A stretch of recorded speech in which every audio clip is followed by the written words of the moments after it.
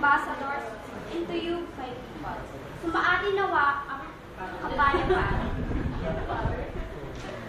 Nandito ako sa inyong harapan, hindi para mag-iba ng aking nagawa sa aking administrasyon, kundi ito'y bawang katotohanan lamang at may katuturan. Masasabi kong sulit at pakinabang ang pagtatalaga ninyo sa akin bilang Pangulo ng bansang ito. Magandang edukasyon ay susi sa magandang buhay. The great equalizer that allow every young Filipino a chance to realize their dreams. Nagtayo tayo ng 95,000 silid-aralan, nagdagdag ng 6,000 na guro, naglaan ng 1.5 billion para sa mga teacher. Bumaba ang bilang na nagsasabing mahirap sila. Mula 95% to 47% kahit lumaki ang bilang ng populasyon. Namahagi tayo ng milyong-milyong ektarya ng lupa sa mga magsasaka sa iba't ibang bayan. Nakinabang ang 7 milyong entrepreneurs mula sa 165 billion macrofinance.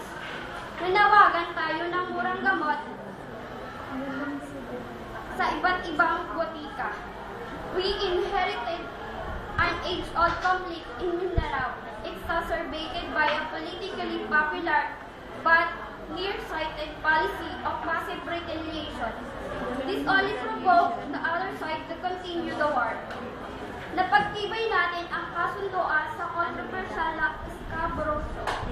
Hinikayat natin ang mga investor na mag-invest sa Pilipinas, sa gayon maraming kabataan ang magtatrabaho.